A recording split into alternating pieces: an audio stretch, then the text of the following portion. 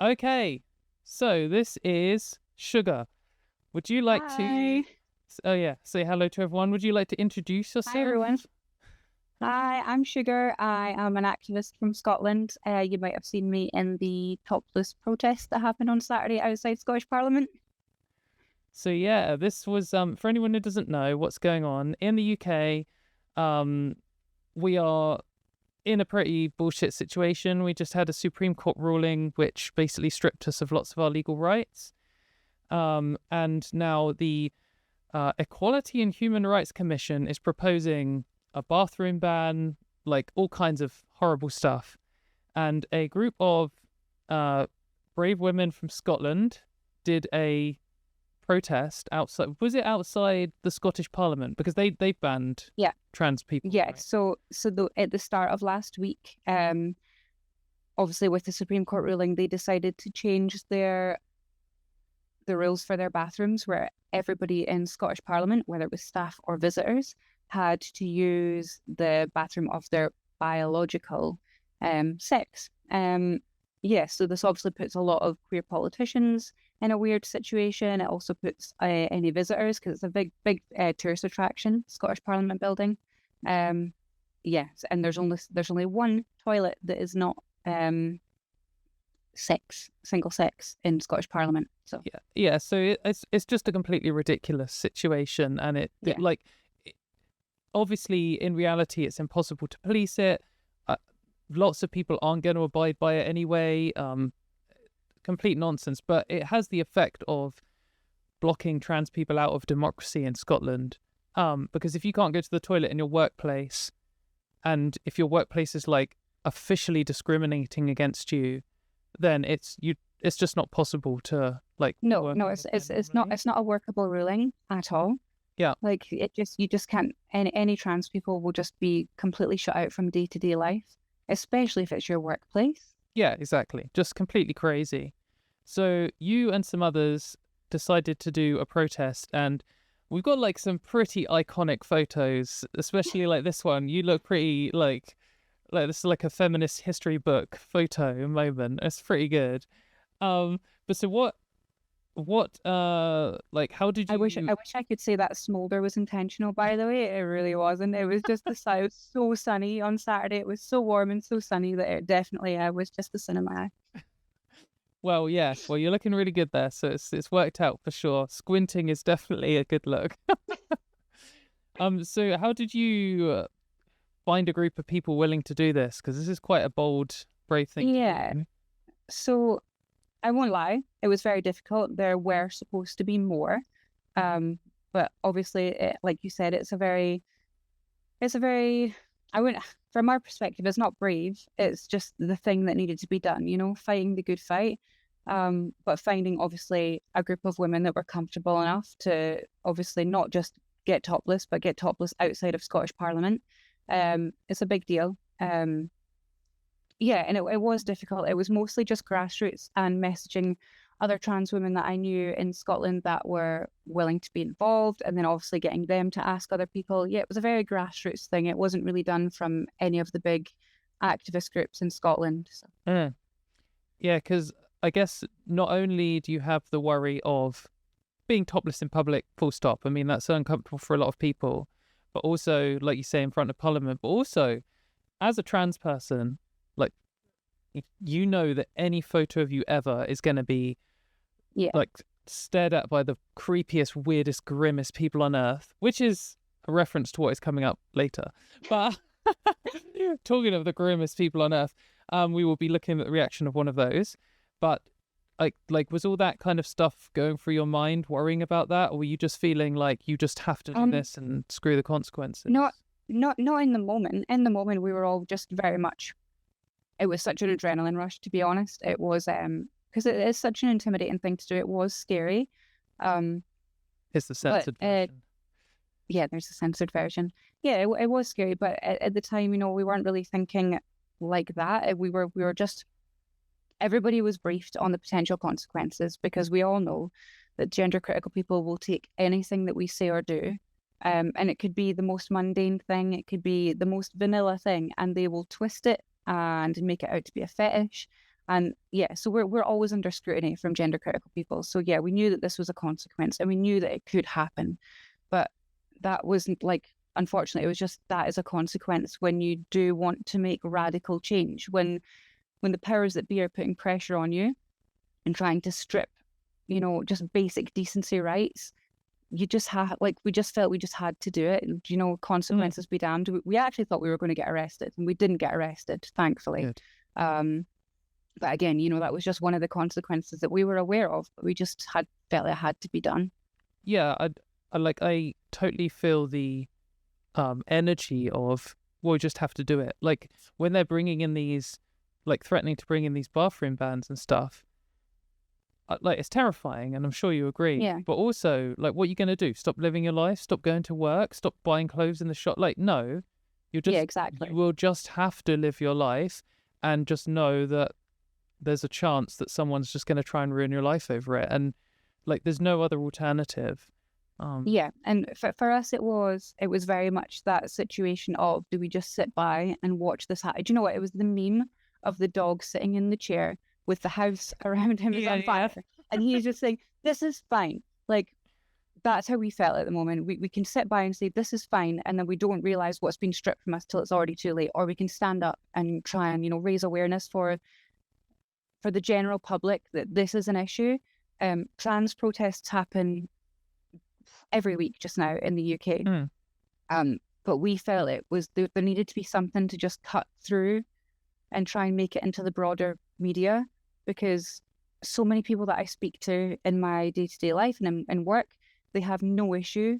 Like they don't know about the issues that trans people are facing right now. They're just it's not that they're ignorant, it's just they're not exposed to these things. And I think that was where we were coming from, is that we needed to do something radical. And something that would cut through the media and hopefully grab the general public's attention to make them understand why we're doing this, or to even get them talking about it and try and get, Joe public engaged. Yeah, well, it seems to have worked. So you've gone, like, there's some other things going on here. You all have a red arm and a flower and tape on your mouths. Do you want to explain what's going on there?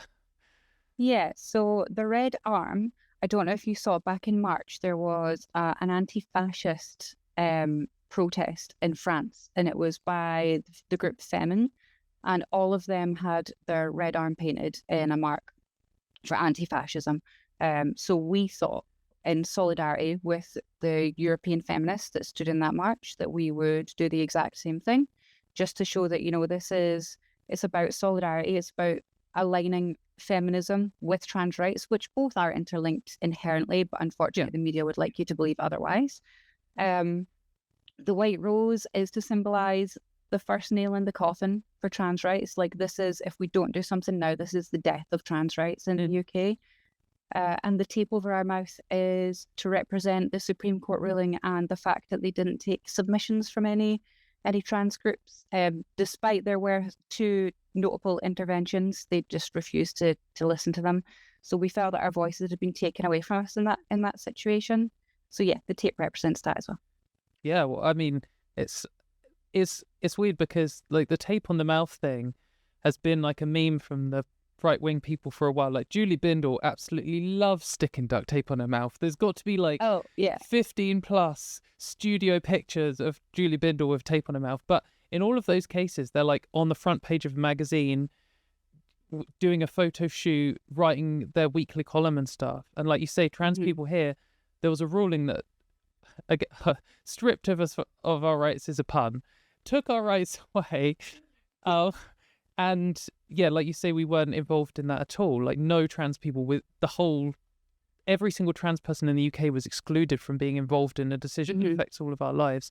And so here, like, the tape, this is what the right-wing people have been the image they've been trying to capture and failing all this time. Because when you see them on the front of a magazine with tape on their mouth, you're like, you just look like a knobhead, mate. Like, pretentious twat. You have a platform. What are you talking about? And my favorite one of that is there's I think it is actually Julie Bindel, and she's got the tape over her mouth, and I'm pretty sure it says freedom of speech on it. And like, they can't even see the hypocrisy. Yeah, it just makes no sense. It's just embarrassing. It makes no sense. Yeah. But here it's quite clear that you've had to do this, like, extreme action to even be considered by the media at all as, like, a participant in this discussion. So yeah, I think it's a good striking image. Like all of the pictures from this pretty good. Did you get like a photographer to come along or something, or?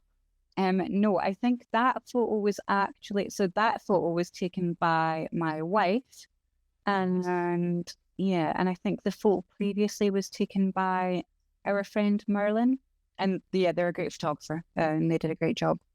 Because I think part of like if anyone else is thinking of doing some kind of bold, non-violent resistance action, there's quite a lot of ingredients that come with it. Like one is finding people to do it who are ready to do it and who are going to turn up. And another is making sure it's documented properly.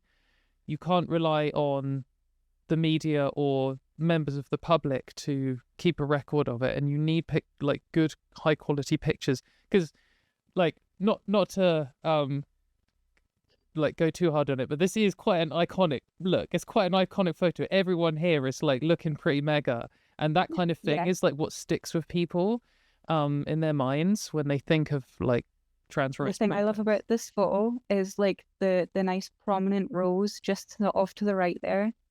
Just I think that it just captures it all perfectly. It's so good. It's a really good photo. So nice work to the photographer. So it's been this is a Pink News article. Pink News aren't like the biggest news organization in the UK, but they're always going to cover something like this. But I've definitely seen this being referenced wider, like further afield than just Pink News. How have you dealt with the like the fame of it all? Like, how's the reaction been? How have you dealt with that? It's been fine, other than, well, so we kind of first knew it was going global when somebody else had sent me a link from a New Zealand article, and that was like, okay, so this is like totally broken containment, and then it was just constant messages on my socials just being like, oh my god, I saw the protest, and it's been fine. The reception has been overwhelmingly positive, I would say, other than on the usual cesspit of Twitter, where it's just been a bit of a pile-on with the gender critical folk. Yeah. Obviously they're using that with like from every avenue, trying to call us fetishists, trying to say that obviously if we're legally men, then of course we didn't get arrested, and they, the usual one where they're saying, I can't believe that they censored these men's chips. It's like, it just, they can't see that clearly, even when the media portrays us that way. I mean, I would have preferred that the photos were uncensored to get the impact across. But I mean, if anything, that just helps prove our point even more. The fact that the media was willing to censor everything. Yeah, exactly. I mean, I feel compelled to censor in this or show these censored photos because of YouTube censorship rules. And like, we had this thing with YouTube and Instagram and stuff like 10 years ago or whatever, when trans people first started becoming a thing. I know there was one lady who posted a topless photo of herself every single day when she started HRT, and was like, to show the difference. At what point will Instagram ban me? Or what point does a man's nipple become a woman's nipple in the eyes of the Instagram algorithm? And like, they did eventually then suddenly deleted like the last 60 or something of her photos. It definitely does point out the like all of the hypocrisy of the reactions where they're trying to like, I always think this is like, people will say, oh, gender critical people think that trans women are men. Like, they don't really think that. You can see what they really think from how they act, and they act towards us like a subclass of women, like below that. They already treat women as inferior to men, and they treat trans women as just an inferior version of women. And you can see that because they're misogynistic towards us. They do things like censor our nipples. They, they constantly drill in on our appearance, and they just go on and on about how unintelligent we are and unemotional we are and all of this kind of stuff. And then at the end, they say, and you're a man, because they know that is just the thing you say to trans women to offend them, basically. But it's like they use it as like a nice little reminder to themselves. It's like, oh yeah, if I say this, then I can justify my misogyny. Yeah, exactly. And they'll say, you can't be misogynistic to you because you're a man. And then you're a stupid whore who blah, blah, blah. It's like, Yeah, okay. Well, I think you're just being misogynistic and then just saying like scribs at the end or whatever it is. Is that, did people say scribs in Scotland?